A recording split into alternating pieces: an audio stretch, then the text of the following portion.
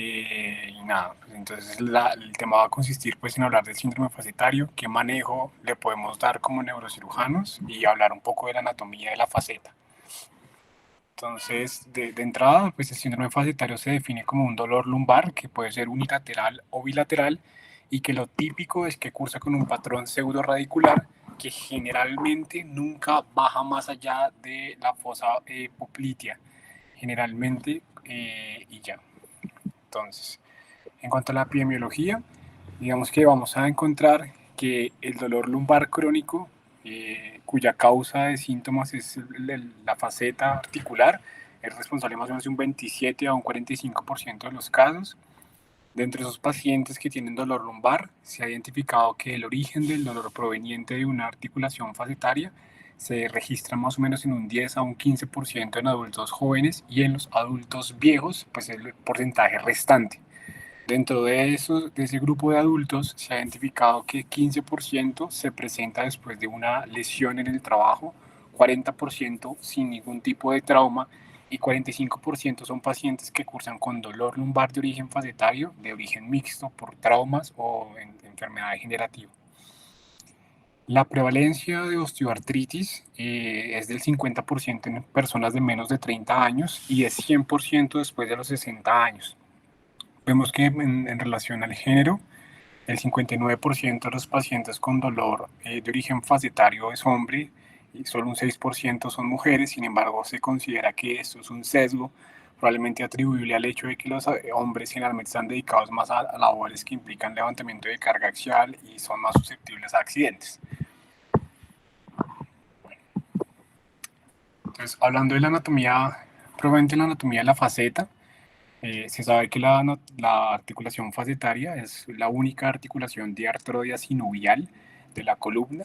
Es una articulación que precisamente al ser sinovial tiene una cápsula articular y un cartílago hialino que actúa como, digamos que como el punto de soporte de la articulación como tal y el punto en el cual se deslizan las dos articulaciones. Generalmente, esta articulación tiene una distribución y una orientación que le va a conferir una serie de propiedades dependiendo pues, de la distribución y la orientación de la misma a lo largo de toda la columna espinal. Entonces, de entrada, si vemos en el corte, en la imagen la imagen de la letra B, que es un corte axial, un corte a nivel de la región toracolumbar, vemos que la articulación facetaria tiene una orientación. Entonces, la faceta articular superior de la vértebra inferior tiene un patrón cóncavo. Si ustedes están viendo ahí mismo, sí. Hola. Sí, sí, lo estamos viendo. Sí, estamos viendo. La faceta articular superior de la vértebra inferior tiene una forma cóncava, ¿sí? Con una orientación en dirección posteromedial, mientras que la faceta articular inferior de la vértebra superior es convexa y tiene una dirección anteromedial. Eso es importante, más adelante vamos a ver por qué, pero es básicamente lo que le confiere a la articulación el término de ser los principales estabilizadores de la columna vertebral como tal. Entonces, como les decía, la articulación tiene un cartílago hialino. Ese cartílago hialino, al igual que todas las articulaciones sinoviales, es un cartílago que carece de vascularización y explica por qué, como todas las articulaciones sinoviales, esta articulación está exenta de sufrir de procesos de osteoartritis. Y ya. Adicionalmente, pues se describe un espacio articular. Ese espacio articular, pues es básicamente el espacio propiamente dicho entre las dos superficies articulares.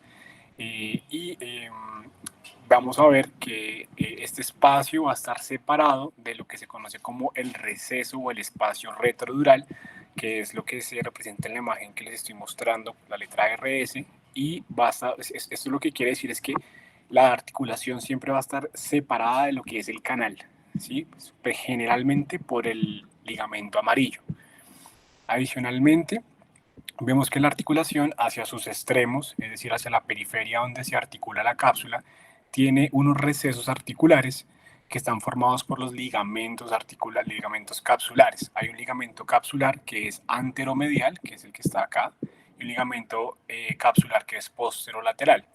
Estos ligamentos pues se encargan de contener el líquido sinovial y generalmente en su periferia tienen grasa, constituyendo los denominados recesos articulares. ¿sí? Generalmente a nivel de estos recesos articulares vamos a encontrar una serie de vellosidades sinoviales menores que son las encargadas de producir el líquido sinovial y que se va a encargar de lubricar pues toda esta articulación sinovial como tal. Como dato interesante, se considera que el ligamento capsular que constituye el receso capsular anteromedial se origina de la porción o del borde superior de la apófisis articular superior de la vértebra inferior y el posterolateral se origina del borde inferior de la faceta articular inferior de la vértebra superior. En relación a la cápsula articular, lo que se sabe es que tiene dos capas, una externa que está compuesta por fibras de colágeno y una interna. Bueno, esta externa tiene fibras de colágeno, tiene una organización en dirección lateromedial y una capa más interna de fibras elásticas que tiene una orientación variable. Esto es importante porque se ha encontrado que la cápsula es la que le confiere la estabilidad y dispersa toda la fuerza axial de manera homogénea a lo largo de todo el rodete articular. Y adicionalmente pues es la que mantiene el líquido sinovial dentro de la articulación, que como dato curioso es una cantidad que oscila entre 1 y 2 milímetros, ¿sí? Aquí en esta imagen lo que pretendo mostrarles es que todas las articulaciones facetarias del eje espinal tienen esta misma anatomía.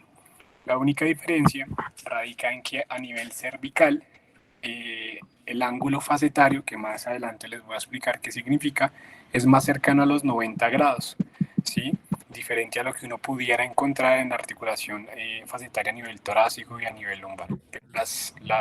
Digamos que el componente anatómico es el mismo, un espacio articular, dos digamos que carillas articulares con sus respectivos recesos, un ligamento amarillo que separa el espacio retrodural de lo que sería la articulación como tal, y ya.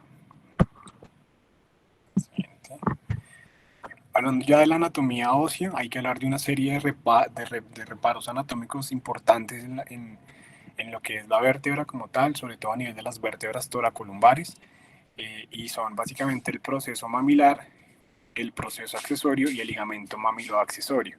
Realmente este proceso mamilar o apófisis mamilar se ubica en el margen dorsal de la apófisis articular superior a nivel de T12 y las vértebras lumbares, y la apófisis accesoria se ubica en la base del origen de las apófisis transversas. Entre estos dos reparos óseos uno espera encontrar el ligamento mamiloaccesorio, que en algunos libros se considera la porción medial del ligamento intertransverso. Este ligamento mamilo accesorio es importante porque pueden suceder dos cosas. Una es que el ligamento puede calcificarse, ¿sí? Y puede empezar a comprimir esto que es la representación de lo que sería el ramo medial del ramo dorsal del nervio espinal, ¿sí? Y dos, porque es el sitio que uno utiliza de reparo para ir a buscar la porción más gruesa de la rama medial del nervio accesorio.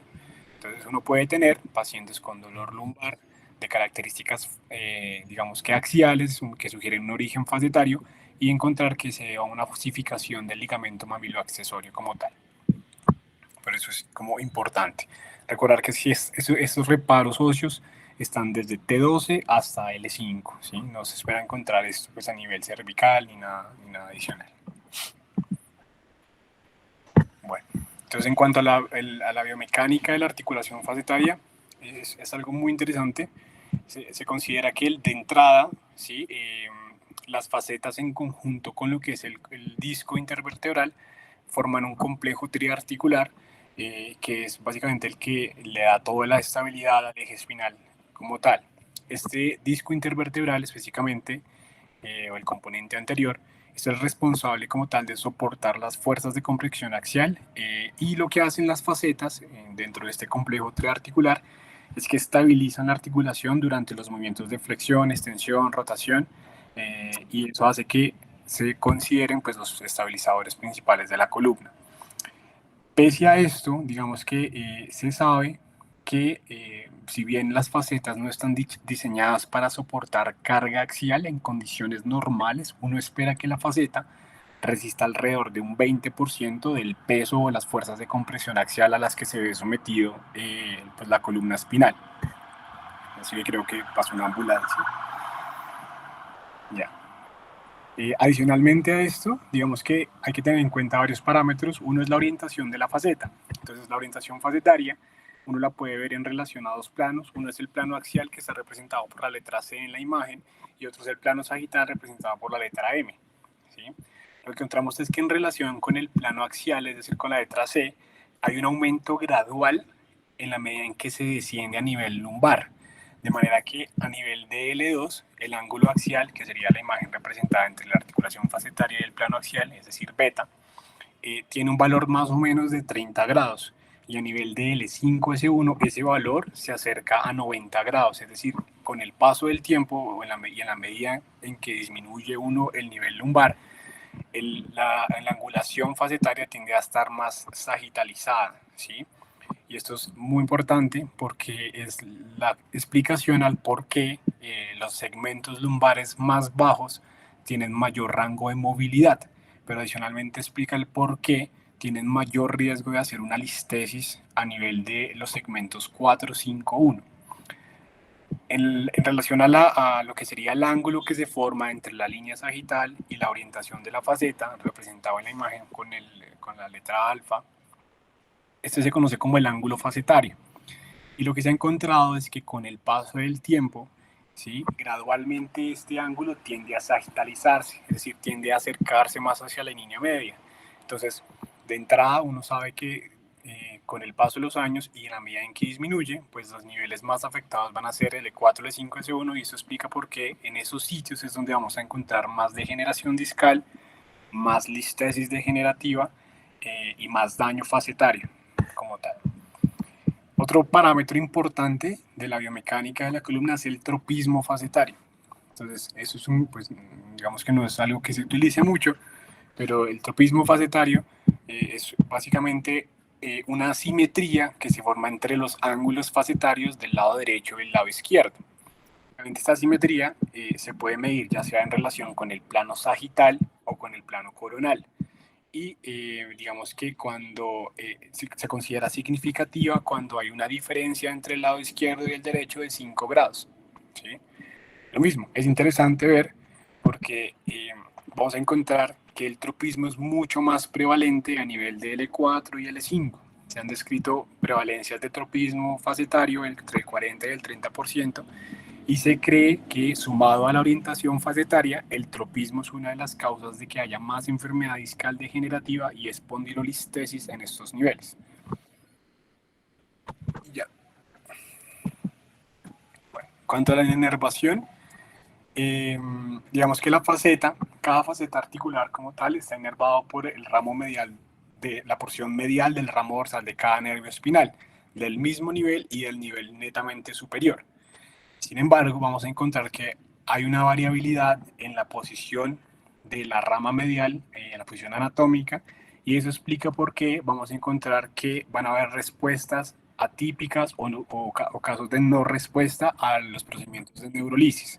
Y es que a pesar de que generalmente tiene una distribución anatómica regular, en ocasiones esa rama medial puede tener una orientación, digamos que diferente a lo esperado, y eso explica por qué hay pacientes que no responden a las neurolisis que se le practican. Digamos que a nivel de L1 hasta L4, la mayoría de los autores refieren que el ramo dorsal se ve en una rama medial, una rama lateral, pero hay otros autores como Bogtuk que lo que hacen es que consideran que la rama dorsal se divide a su vez en una rama medial, lateral e intermedia. Sin embargo, eso es más bien poco aceptado, y lo que se acepta generalmente es que hay una rama medial y una lateral. La rama medial lo que hace es que va a inervar la faceta del mismo nivel de la vértebra en la que está saliendo, y adicionalmente va a dar una rama descendente para inervar la faceta articular del nivel inferior. Eso explica por qué cada faceta está inervada por la faceta del mismo nivel y está inervada por el nervio del mismo nivel y el nervio procedente de la raíz superior. ¿Sí? Y la rama lateral, que es la otra rama del ramo dorsal, lo que se ha encontrado es que inerva los músculos paraespinales, específicamente longísimo lumbar, algunos iliocostales y la piel adyacente al sitio donde se encuentra como tal la raíz. ¿Qué pasa? A nivel del L5 hay una, digamos que diferencia, y es que la rama dorsal es mucho más larga y uno no la encuentra, digamos que en la raíz o entre la apófisis transversa y la apófisis articular superior, sino que uno la va a encontrar entre la porción superior del ala sacra y la porción articular de S1. Adicionalmente, esta raíz, digamos que se va a dividir en una rama medial y una rama intermedia, siendo pues la rama intermedia la que inerva la articulación facetaria L5-S1. Es la diferencia, no se habla de una rama lateral y medial, pero es básicamente la única diferencia que hay. ¿Sí me están escuchando ahí? Sí. Siga, siga. Muy bien. Bueno, entonces en cuanto a la patogénesis, hay varias, digamos que teorías. La más conocida, siguiendo como el parámetro de Panjabi, es que generalmente uno asume que el daño facetario es secundario a la degeneración discal. Entonces normalmente hay una sobrecarga a nivel del disco, esto sobrecarga las facetas y genera un círculo vicioso en que el daño facetario genera más daño en el disco, más daño en la faceta, y con el tiempo esta articulación triarticular pues falla, ¿sí? Sin embargo, lo que se ha encontrado recientemente es que puede haber el daño facetario puede incluso preceder a la degeneración discal. Sin embargo, esto no es lo más común, ¿sí? Lo más común es que siempre haya un daño discal que genere un daño facetario con el tiempo. Adicionalmente, lo interesante o lo que se ha encontrado es que el daño facetario que uno esperaría encontrar por daño discal no se presenta de forma aguda.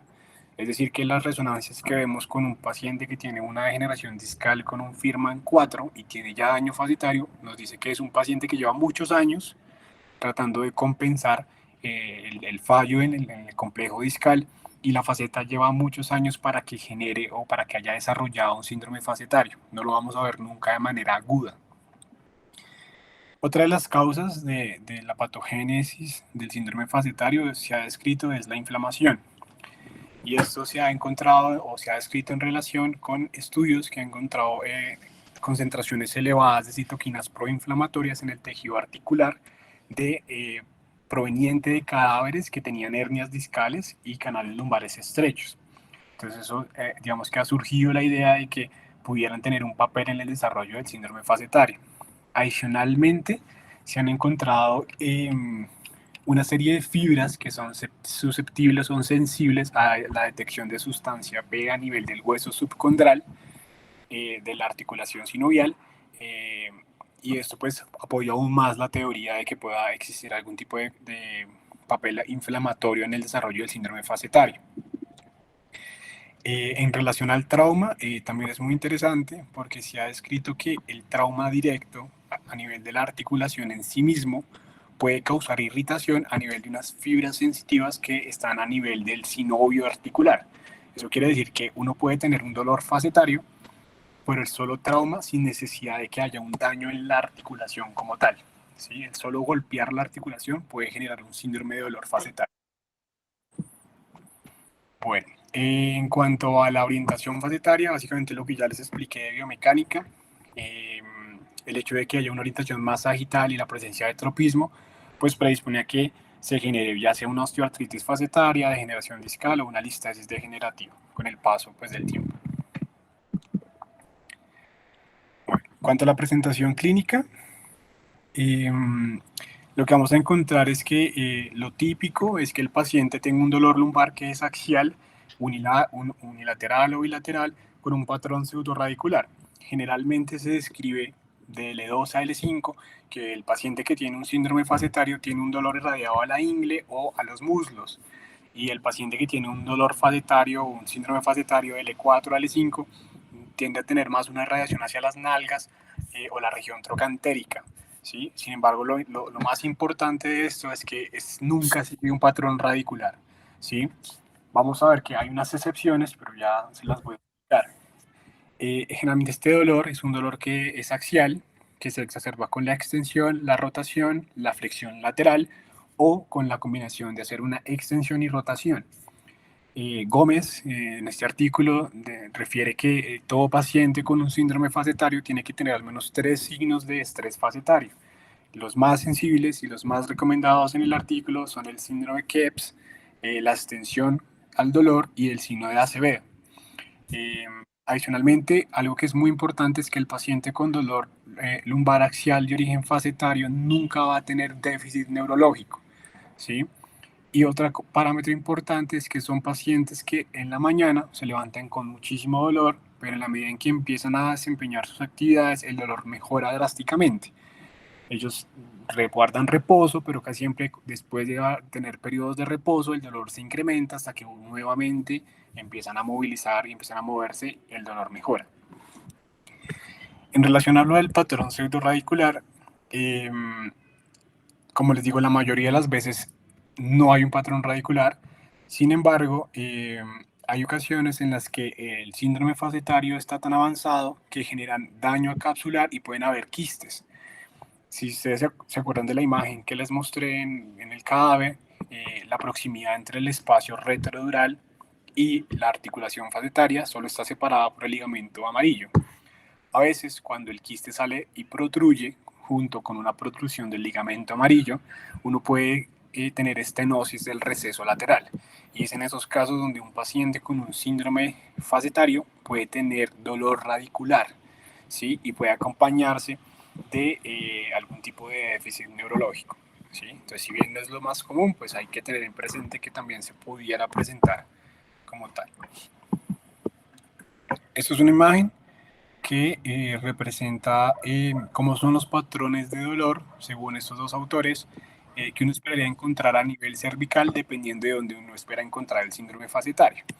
Entonces, si se dan cuenta, nunca sigue, tanto a nivel cervical como lumbar, nunca hay una irradiación al miembro superior ni a la totalidad del miembro inferior.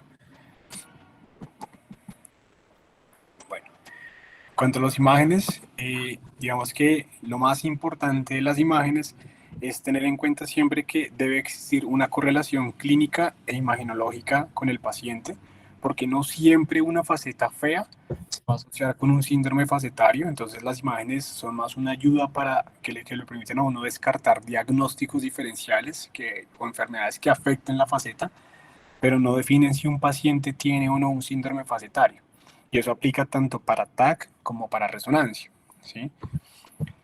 En TAC, digamos que es la imagen que se recomienda para evaluar la faceta. Digamos que uno puede encontrar en TAC toda esta serie de hallazgos. Lo más típico es que haya un adelgazamiento del espacio articular, esclerosis, calcificación de la cápsula, hipertrofia facetaria, fenómeno de vacío, una efusión o una listesis degenerativa asociada a una enfermedad facetaria de base.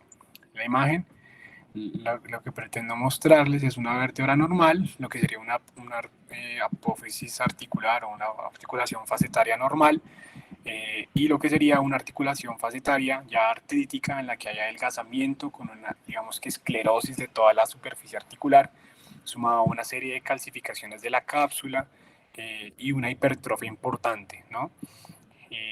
Adicionalmente, si se dan cuenta, con la sola vista, no es necesario muchas veces tener que tomar las medidas, se ve que hay una simetría, es decir, la paciente tiene un tropismo facetario, ¿sí? Que lo predispone pues, a todas las cosas que ya les expliqué.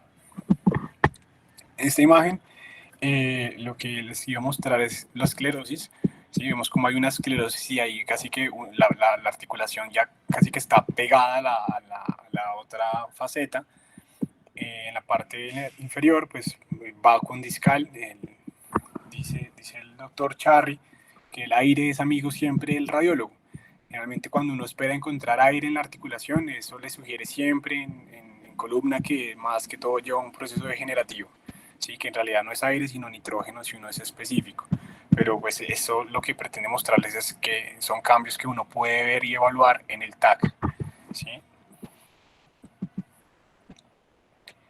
Aquí lo que vemos es más de lo mismo, un tropismo facetario, una simetría en la articulación, y a nivel cervical puse este ejemplo y es que vemos cómo la articulación pierde toda su anatomía típica, se ven esclerosados los bordes, no es lo que uno esperaría encontrar en una articulación muy bien definida. Se dan cuenta de hipertrofia, algo de quistes facetarios, y esto pues nada, simplemente habla de hallazgos que uno podría encontrar en la enfermedad facetaria como tal. Acá vemos lo que uno espera encontrar en una listesis degenerativa asociada a una insuficiencia facetaria. Vemos que las facetas están completamente sagitalizadas, ¿sí? Básicamente este paciente lleva muchísimo tiempo la faceta pierde el punto de anclaje y permite que las fuerzas de tracción, sumado al hecho de que seamos bípedos, así que la vértebra L4 se deslice sobre su endplate y genera una listesis, ¿sí? Y pues todas las consecuencias que conllevan la listesis, ¿no?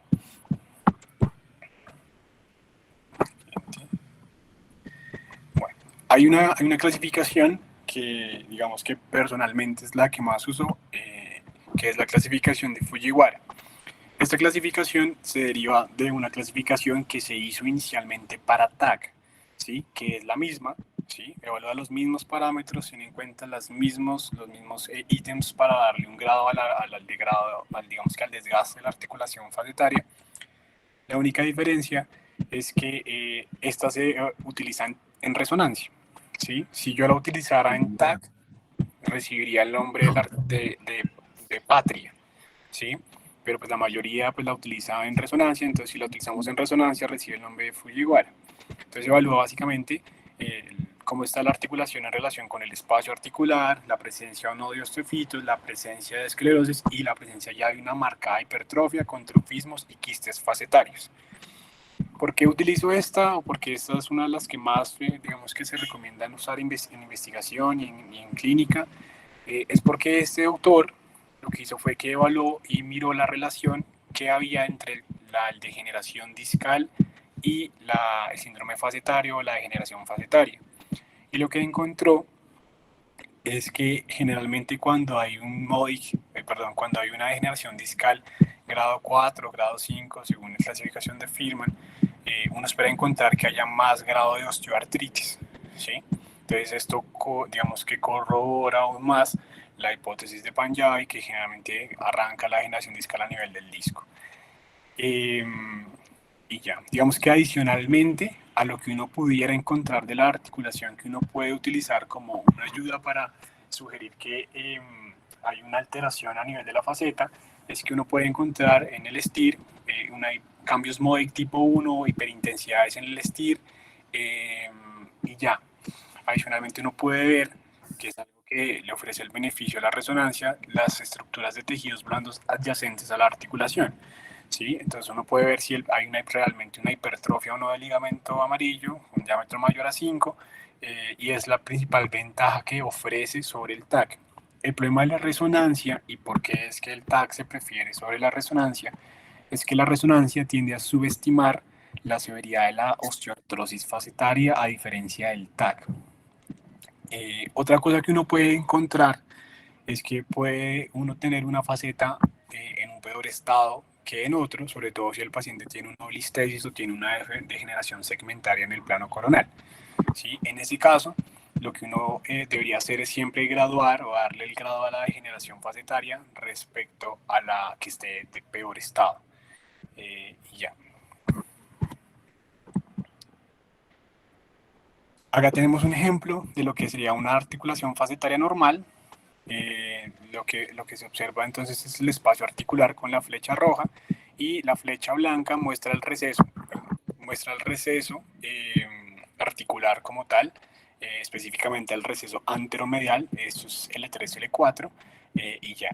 Las imágenes de la derecha muestran una artritis facetaria de origen séptico con una colección que realza el medio de contraste y que en el STIR se ve que genera una hiperintensidad sumada a una colección al interior de la articulación como tal.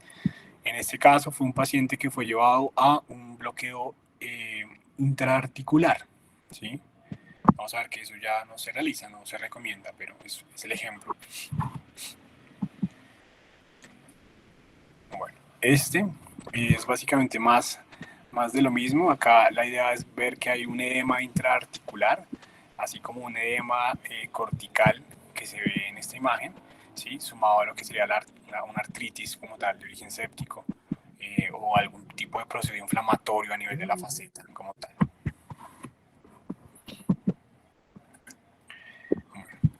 Mucha gente le llama la atención la gamografía. La gamografía tiene un problema importante, y es que, bueno, digamos que este estudio, que es como el estudio con mayor evidencia respecto al uso de la gamografía en el diagnóstico de síndrome facetario, En cuenta que la gammagrafía es un estudio que es muy sensible para síndrome fascietario, inflamación en general, pero no es específico, de manera que muchos pacientes tienen resultados positivos sin tener clínica. Entonces el que pide la gammagrafía y bloquea todo lo que aparece en la gammagrafía, pues no está como haciendo lo que se debería hacer. ¿Qué es lo que hizo este estudio? Es un estudio aleatorizado doble ciego que involucró la participación de 29 pacientes. Todos los pacientes tenían dolor lumbar axial y estos pacientes fueron sometidos a una serie de 3 bloqueos de rama medial guiados por fluoroscopio. De esos pacientes que fueron sometidos a el bloqueo de la rama medial, 7 tuvieron resultados positivos, 7 de 29, y 22 de 29 tuvieron resultados negativos. Sobre esos resultados, vieron cuáles tenían resultados positivos de la gammagrafía y cuáles no. Entonces, de los que obtuvieron resultado positivo tras el bloqueo, 4 de 7 tuvieron una gammagrafía positiva. Y los que obtuvieron un resultado negativo, 17 de 22 tuvieron una gammagrafía negativa. Lo que uno puede concluir, o lo que el autor concluye de este análisis, es que la gammagrafía no está recomendada como una herramienta diagnóstica, porque de entrada es del doble de costosa, ¿sí? Y no tiene una respuesta tan adecuada como sería simplemente hacer un bloqueo de rama medial, ¿sí? Entonces, la moraleja de la gammagrafía es preferible y es más efectivo, más costo efectivo hacer un bloqueo diagnóstico de rama medial con sospecha clínica que pedir una gammagrafía. Esto es un resumen de lo que uno esperaría encontrar en las diferentes modalidades de imagen como tal. En cuanto al diagnóstico, digamos que la mejor evidencia respecto al diagnóstico de la enfermedad o síndrome fascietario, digamos que está recapitulada en este artículo, y lo que plantea es que se recomienda siempre para poder hacer diagnóstico de un síndrome fascietario es hacer un bloqueo de rama medial, ¿sí? Se considera que el paciente tiene un síndrome fascietario si tiene una disminución del dolor del 50% de la línea de base del dolor con el que arranca, y le confiere un nivel 1 para diagnóstico con bloqueo de rama medial al dolor lumbar de origen fascietario y nivel 2 para dolor cervical o torácico de origen fascietario. Entonces esto le dice a uno que no es posible que una persona vea una imagen y asuma que el paciente tenga una enfermedad fascietaria. Siempre hay que hacer un bloqueo diagnóstico y terapéutico ante la sospecha de un síndrome fascietario. Bueno, en cuanto al tratamiento, digamos que pues de entrada siempre se recomienda un tratamiento conservador. Este tratamiento conservador va orientado al manejo que se le da a cualquier tipo de dolor lumbar. Ahí digamos que se puede intentar medicamentos, acetaminofén, AINES, relajantes musculares, duloxetina si el paciente tiene un trastorno depresivo, en mil cosas, simplemente enfocado a lo que sería el manejo básico del dolor lumbar. Se puede recomendar la fisioterapia, que también en dolor lumbar tiene muy buena evidencia, acupuntura que tiene nivel de evidencia cercano a 1, para dolor cervical, torácico o lumbar. Y psicoterapia la recomiendan siempre en pacientes que tengan algún tipo de trastorno maladaptativo, ganancia secundaria o banderas amarillas de dolor como tal. Pero básicamente el manejo conservador es el manejo que uno le daría a cualquier tipo de dolor lumbar crónico. Digamos que un poco más hacia la parte intervencionista que pudiéramos nosotros desempeñar, vamos a hablar del bloqueo fascietario. Estos dos estudios son los más recientes, uno del año pasado y otro que salió ahorita en enero, con la mejor evidencia respecto a qué efectividad tiene el dolor, los bloqueos fascietarios en el diagnóstico o en el manejo del síndrome fascietario. Y la evidencia es que le confiere un nivel 2 para manejo con bloqueos fascietarios a nivel cervical, torácico y lumbar. Este nivel 2 se confiere a los pacientes que tienen un efecto o una duración del efecto mayor al 50% de 6 meses o más. Lo que está en el cuadro azul que hace referencia al QALY, el QALY básicamente hace referencia a la cantidad de dinero que uno tendría que gastar para lograr un año de salud perfecta. Entonces, ellos utilizan esta medida de costo-efectividad para evaluar qué tan barato saldría utilizar un bloqueo fascietario o una radiofrecuencia. Y lo que incluyen, o lo que concluyen, es que lograr un dolor, el control del dolor lumbar, logrando una salud perfecta en un individuo a través de bloqueos facetarios, en un año llevaría un promedio de $4.600 versus 5.400 por una radiofrecuencia. Entonces, al ser, pues, es algo efectivo, ¿no? No es que todo el mundo se le arranque mandando radiofrecuencia. Vamos a ver más adelante que incluso no se puede porque tenemos que tener una respuesta inicial positiva al bloqueo facetario. En la imagen de la derecha es un metaanálisis de este año, de enero de este año, y lo coloco para mostrarles que no hay diferencia entre usar anestésico solo versus anestésico más corticoide en términos de control analgésico. ¿Sí? Esto se demostró a nivel cervical, torácico y lumbar. ¿Sí? Recordar adicionalmente que la ISIS, que es como la Sociedad Internacional de Intervencionismo a nivel de columna, recomienda que máximo se deberían hacer 2 neurolisis o 2 bloqueos al año, ¿sí? No está indicado hacerle cada seis meses, cada 4 meses, no, pues no se recomienda.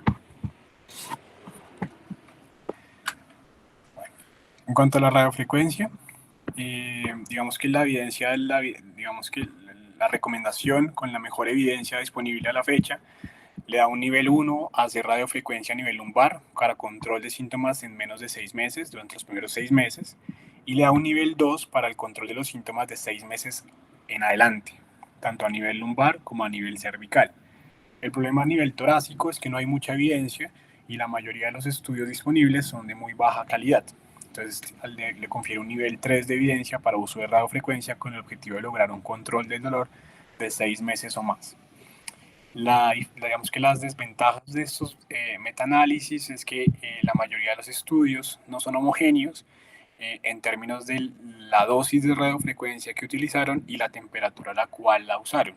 Muchos de los estudios utilizaron radiofrecuencia con enfriamiento o pulsos de radiofrecuencia y eso hace que no haya una homogeneidad en los estudios como tal y baja pues el nivel de recomendación del metaanálisis. Sin embargo, es la única evidencia que tenemos a la fecha.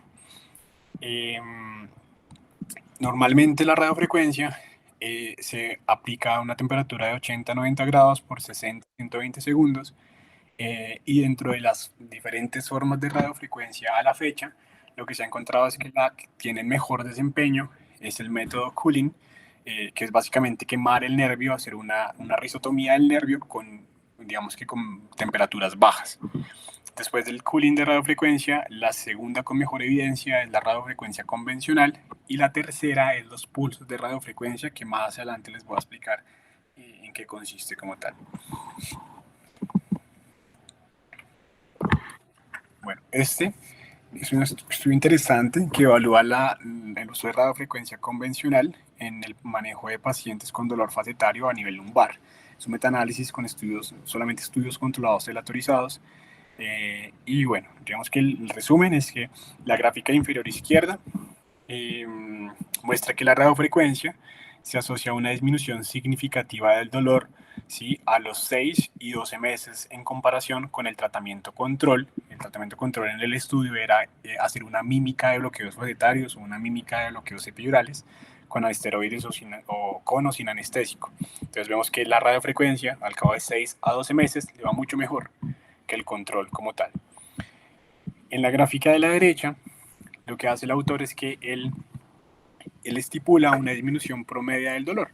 Entonces él dice el promedio de que la mayoría de los pacientes a los que se somete a un bloqueo o una radiofrecuencia disminuyen al menos 3 puntos en la escala visual análoga.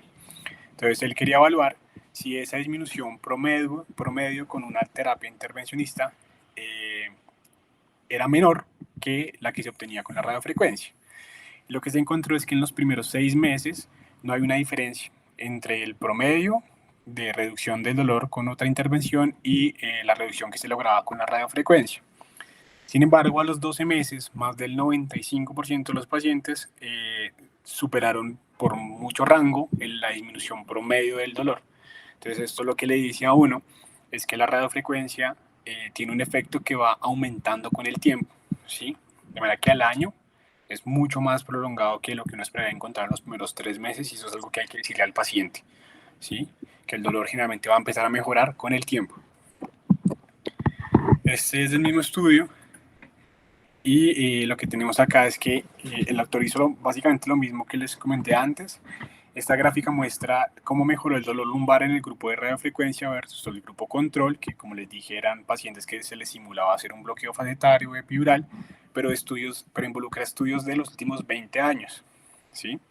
Y acá vemos algo más interesante, es que la radiofrecuencia es mucho mejor que el bloqueo facetario o que el control, pues, desde los primeros 3 meses, ¿sí? Con estudios, como les digo, desde de los últimos 20 años. Cuando se hace el mismo análisis respecto a la disminución promedio que uno esperaría encontrar en un paciente que lleva una neurolisis versus una radiofrecuencia, vemos que al involucrar también estudios de 20 años, la radiofrecuencia tiene mejores desenlaces y mejores resultados en términos de control del dolor desde el primer mes. ¿Sí? ¿Qué falencias tiene este artículo? Este metaanálisis es que hay una variabilidad, si ustedes se dan cuenta en el forest plot, todos los artículos son muy diversos, ¿sí? No están todos dentro del mismo rango, son muy diversos. Y esto varía mucho en la duración de la risotomía, unos lo llevaron a 60 segundos, otros a 100 segundos, otros a 80. No describían muchas veces dónde quedaba alojada la sonda de radiofrecuencia. Y otra falencia importante es que todos los desenlaces se evaluaron utilizando la escala visual análoga y el seguimiento la mayoría de las veces era solo por un año. ¿Sí? Entonces, el hecho de que utilizaran la escala visual análoga hace que los pacientes puedan referir disminución del dolor, pero por consumo de analgésicos o por reposo o por fisioterapia, y se aluya que la disminución del dolor sea por eso y no por la radiofrecuencia, que es una de las principales críticas de este estudio.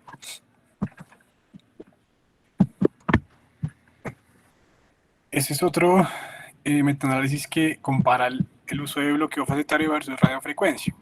Entonces, la gráfica de colores muestra que la mayoría de los estudios pues, tenían un adecuado proceso de aleatorización, salvo 2 estudios que tenían problemas con la aleatorización y las formas en las que utilizaron las medidas. Pero en términos generales, pues es un estudio con buena evidencia. En la gráfica del lado derecho vemos la intensidad del dolor a 3 meses, 6 meses y 12 meses entre los que fueron llevados a bloqueos facetarios con corticoide versus radiofrecuencia. Vimos que la intensidad, esto es intensidad de dolor, ¿sí? Fue más alta en el grupo que recibió el bloqueo facetario a los 3, a los 3, a los 6 y a los 12 meses ya no hubo diferencia. Conclusión, la radiofrecuencia se asocia a menor intensidad del dolor y menos índices de discapacidad, esta es mi discapacidad, la letra D, comparado con el bloqueo facetario. ¿Sí? Las falencias del metaanálisis, pues una elevada heterogeneidad, que ustedes lo pueden ver acá en el forest plot, no están todos alineados, y que en la mayoría de los estudios tenían unas muestras muy pequeñas, muy pocos pacientes. Bueno, este es digamos que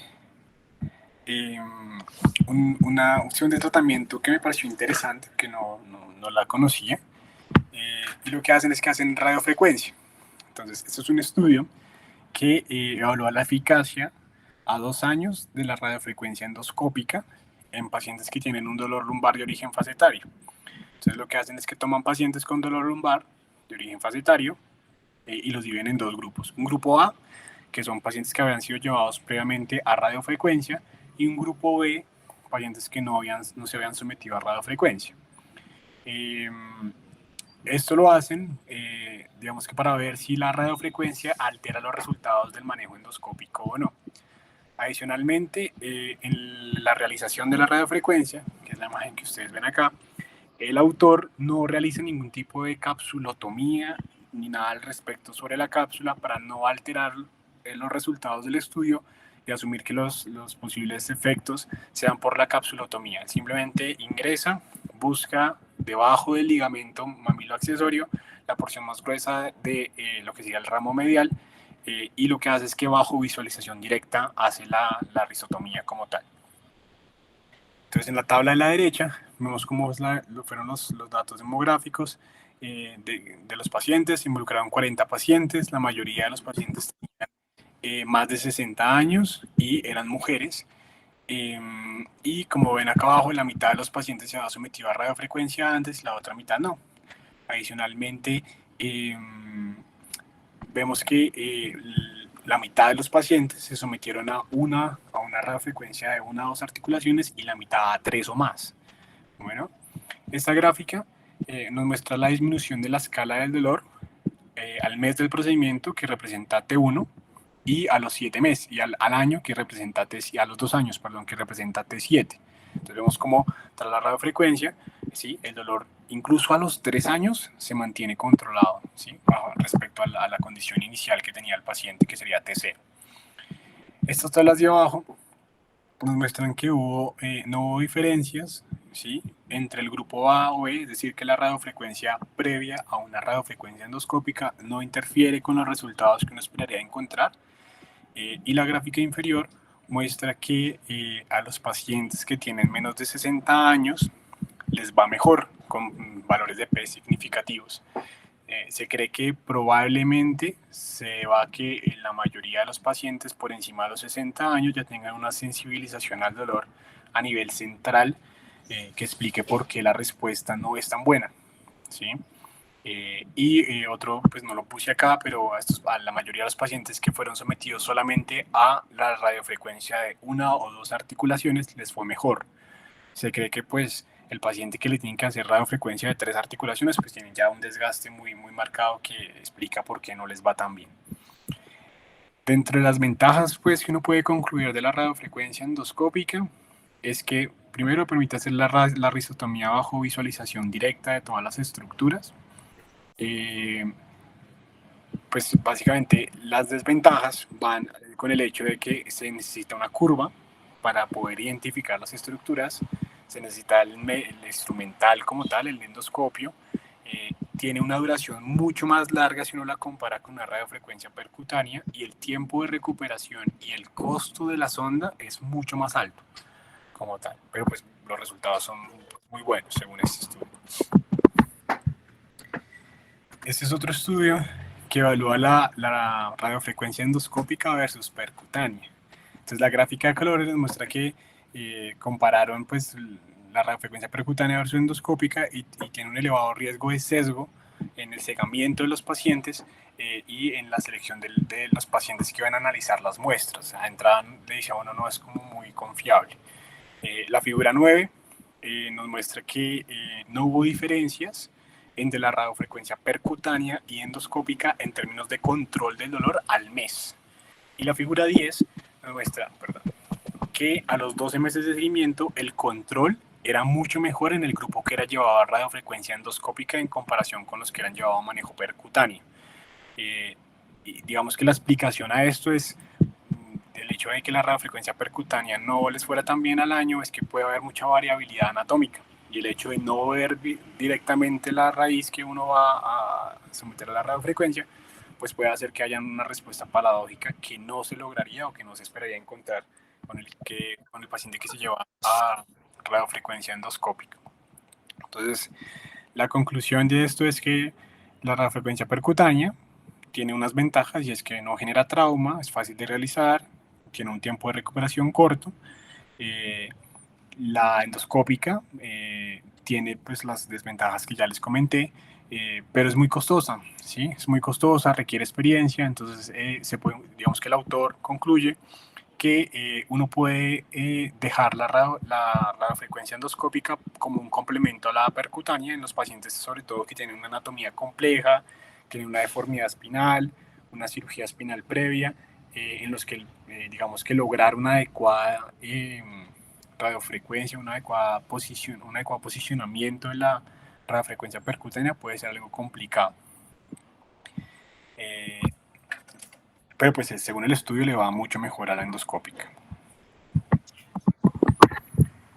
Este ya es creo que el último estudio. Y lo traje porque en Kennedy hace poco el doctor Navarro hizo una radiofrecuencia, unos pulsos de radiofrecuencia al ganglio de la raíz dorsal para un paciente con un dolor radicular. Entonces me encontré con este artículo que hacía lo mismo, pero lo hacía para el manejo del síndrome de dolor facetario a nivel lumbar.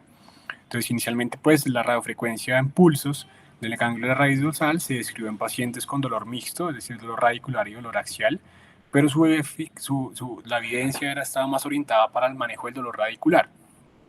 Ellos basan el uso de esta radiofrecuencia del ganglio de la raíz dorsal con el hecho de que el ganglio es el sitio donde llegan todas las fibras aferencias del dolor, que no bien, básicamente toda la columna, ¿sí? No solamente la articulación facetaria, sino de los músculos, la fascia.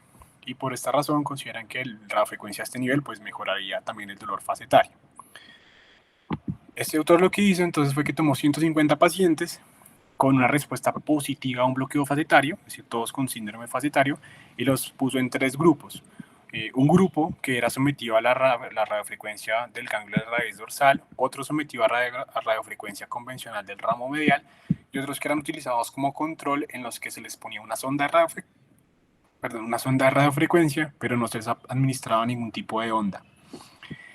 Lo que vemos en la gráfica es que los pulsos de radiofrecuencia en el ganglio de la raíz dorsal junto con la radiofrecuencia del ramo medial son buenas opciones de tratamiento en términos de disminución del dolor en la escala análoga del dolor. Sin embargo, los pulsos de radiofrecuencia en el ganglio de la raíz dorsal mostró mejores resultados después del año, ¿sí? Incluso se mantiene el efecto comparado con lo que sería la radiofrecuencia convencional, ¿sí? El problema de todos estos, la mayoría de esos artículos es que utilizaban algo subjetivo como desenlace. Entonces pasaba lo mismo, pero esos autores lo que hicieron fue que eliminaron a todos los pacientes que referían disminución del dolor asociado a disminución de la actividad física o aumento del consumo de analgésicos para evitar que se hubiera un sesgo de que el paciente mejorara por otras cosas y no por la radiofrecuencia o la intervención que se hubiera hecho. Adicionalmente, pues no describieron con los pulsos de radiofrecuencia en el ganglio de la raíz dorsal ningún tipo de reacción adversa aparente, ningún tipo de neurinoma o tipo de dolor por desaferenciación. Y dentro de las falencias del artículo está que la mayoría de los pacientes eran mujeres, y algo que me pareció como, digamos que para analizar con cuidado, es que todos los pacientes les bloqueaban 3 niveles, ¿sí? Es decir, 6 facetas, ¿sí? Incluso en algunos lo hacían de manera profiláctica. Lo otro es que el número de pacientes era bajo y el tiempo de seguimiento no fue muy largo, ¿sí? Entonces esto pues parece muy prometedor, pero pues le deja a uno la duda de que tengan que bloquear 6 facetas incluso de manera profiláctica para que haya mejorías. Pues evidentemente cualquier persona va a sentir alivio. Y esta ya es la última diapositiva. Respecto a cirugía, el doctor Pelorat dice que no hay ningún tipo de evidencia para apoyar o realizar o sugerir algún tipo de intervención quirúrgica en el paciente que tiene enfermedad facetaria de origen degenerativo, ¿sí? Como les mostré al principio, la mayoría de los pacientes después de los 60 años, el 100% vamos a tener enfermedad facetaria, y el hecho de que la tengamos en la imagen no se correlaciona con tener un diagnóstico de síndrome facetario. Y ya, eso sería todo.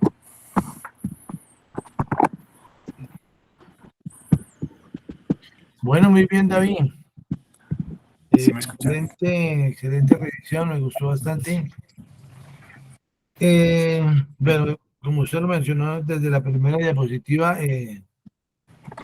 cuando nos enfrentamos al paciente con dolor lumbar, que es casi el 70% de la consulta que hacemos, consulta externa, siempre nos tenemos que mirar hacia dónde orienta la enfermedad, si es un dolor discal, radicular, o si el problema es solo articular en específico, si es facetario. Entonces, primero tenemos que orientarnos hacia dónde va el dolor clínicamente. Y buenísimo que este tema se manejara como de una manera independiente, porque en la inmensa mayoría de todos los simposios y congresos a donde vamos siempre, la inmensa mayoría del foco está hacia el disco como causa de dolor lumbar. Y ahí tenemos un sesgo de error, porque estamos dejando un 20-30% de los casos por fuera y bueno, puede ser mixto, ¿no? Como usted mismo lo mencionó, pues es una enfermedad que una conlleva a la otra. Generalmente el daño discal conlleva el daño de la faceta, pero como se mencionó también, hay casos en que es la faceta la que está más afectada, mucho más que el disco. Entonces tenemos que orientar el manejo del dolor en este sentido.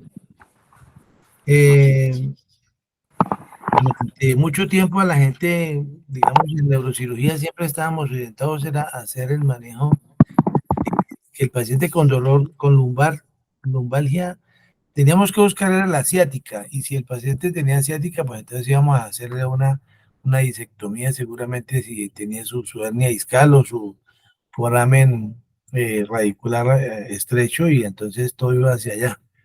Pero como les digo, siempre se consideró como ese resto de pacientes que uno le operaba la hernia discal, el paciente venía a consulta y doctor, ya me quitó el dolor de la pierna, pero sigo con el dolor lumbar y sigo con el dolor lumbar. Entonces recuerdo cuando allá en el San Juan de Dios tenían una diapositiva de que si el paciente seguía con dolor lumbar había que mandarlo al psiquiatra. Porque ya o sea que seguramente podría haber alguna otro tipo de ganancia secundaria.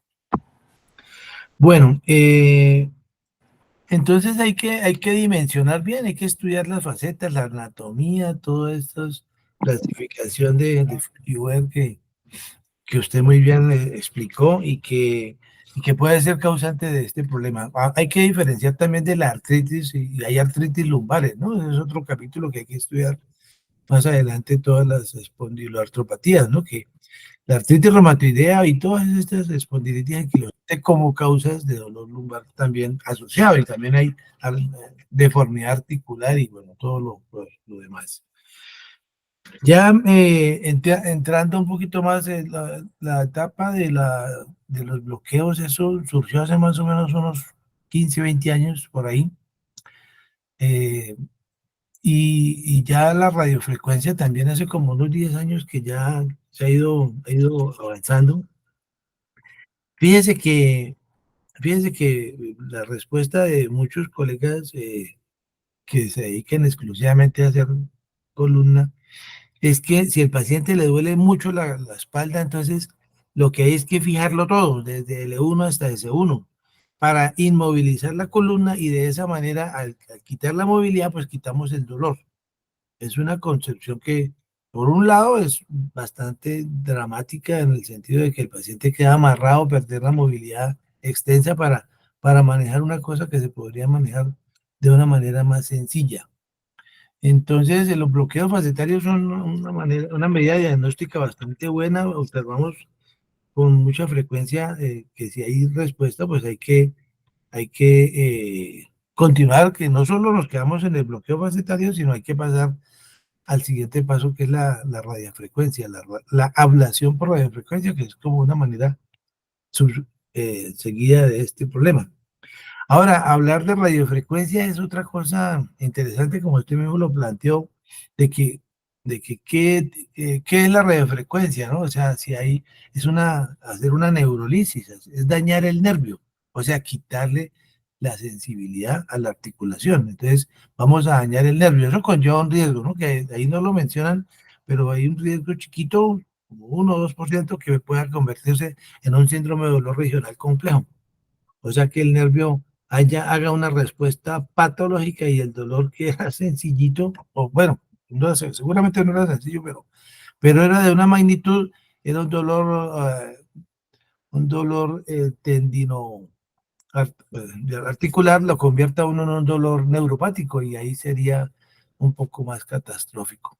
Sí, ellos en el artículo, en unos artículos hablan de que el riesgo de la radiofrecuencia es precisamente que hagan disestesias dolorosas, pueden hacer neuromas y un dolor por desaferenciación o daño del nervio espinal.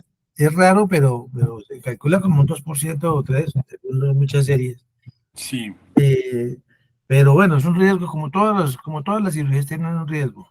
Entonces, pero la inmensa mayoría sí siente, pues cortamos el nervio de alguna manera, entonces pues va a quedar una anestesia. de la articulación, entonces el dolor pues va a desaparecer, pero hay que recordar que estos, como son ramos sensitivos, son terminaciones dolorosas, ellas, por lo general, el nervio vuelve a crecer y vuelve a inervar la articulación. Por eso es la falla en un buen porcentaje de casos que afortunadamente no es la mayoría, pero esta sección de la raíz no es definitiva para siempre, como le digo, siempre, como todas las cirugías que nosotros hacemos, el paciente se nos, ay, no siento la cabeza, por ejemplo, cuando hacemos una cronotomía y se cortan muchos nervios, el paciente viene a la consulta y dice, doctor, es que no siento aquí este pedacito por donde, más allá, más atrás de donde usted me operó, pero a los 6 meses, al año ya otra vez siente, entonces es lo mismo a nivel lumbar, ¿sí? Por eso la radiofrecuencia, pues no es que sea la solución definitiva del problema, pero sí alivia bastante. Ahora, la controversia también es la radiofrecuencia pulsada, ¿no? Si, digamos, no existe la teoría estándar, como todo el dolor, cuánto tiempo hay que dejarlo, a qué intensidad, la impedancia, porque ustedes saben que los tejidos no son iguales, las personas obesas responden un poco diferente. Otra cosa es que el calor que se genera alrededor de la punta del electrodo que estamos introduciendo, pues precisamente se trata de eso, de lesionar la raíz nerviosa, ¿no? Entonces, al hacer esta lesión, pues vamos a cumplir nuestro objetivo. Y otra cosa para reflexionar también es cuando, por ejemplo, operamos una hernia discal y el paciente, pues como les digo, tiene su radiculopatía, pero además el paciente también se queja de dolor lumbar. Entonces, con alguna frecuencia, si yo veo en la imagen de resonancia que la articulación está muy gordita, pues yo digo que con la monopolar, como estamos haciendo una disección, si estamos haciendo una cirugía abierta, pues ya que estamos ahí en el punto, en el sitio de los hechos, pues que hagamos una lesión de una neurectomía ahí a este nivel, por debajo de la articulación, como una manera de sensibilizar la articulación y también aliviarle un poquito el dolor lumbar. Eso es en la cirugía abierta, ¿no? Bueno, tal vez esos eran los principales comentarios que yo tenía. De todas maneras, me gustaría oír más opiniones aquí de los demás residentes o los colegas que están aquí acompañándonos. Gracias. Si hay preguntas, también pueden hacerlas, por favor. Buenas noches, profe, ¿me escucha? Siga. Bueno, pues muy buena charla hoy. Quería hacer como dos comentarios. Primero, como una precisión anatómica. Ustedes recordarán que el ligamento amarillo en su porción lateral se inserta en la región anteromedial de la faceta ascendente. En la parte lateral del ligamento amarillo tiene como un plano, o sea, son dos láminas en realidad. Una se inserta sobre la faceta descendente, sobre el borde medial, y una lámina más profunda que se inserta sobre la porción horizontal de la faceta ascendente. Digamos que es importante en términos, por ejemplo, de cirugía endoscópica, donde uno ya tiene como mayor precisión anatómica en el momento de hacer la resección del ligamento amarillo, pues eso le permite a uno tener como un tipo de plano de reparo como tal. Lo otro que quería comentar era lo de la radiofrecuencia endoscópica. Para acá puede haber algunos casos de ese tipo de técnica. Me parece que es, si bien obviamente no puede ser usada en un primer eslabón dentro del abordaje de este tipo de pacientes, sí es una técnica que debe estarse o que debe tenerse presente en casos de pacientes con dolor refractario.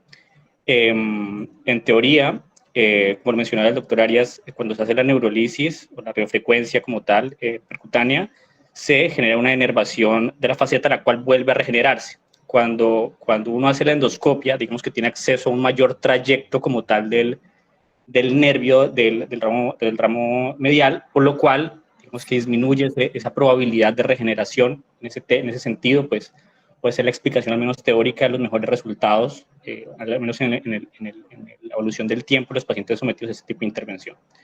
De resto, nada, muy buena charla.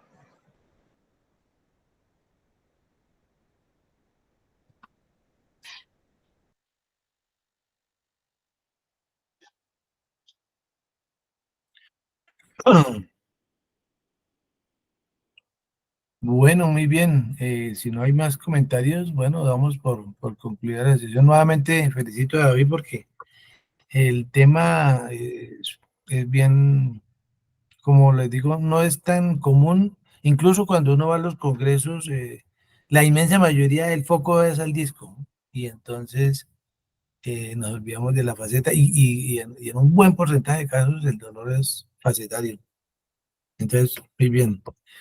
Bueno, que descansen y muchísimas gracias por la compañía y los aportes. Gracias. Hasta luego. Hasta luego a todos, que estén bien.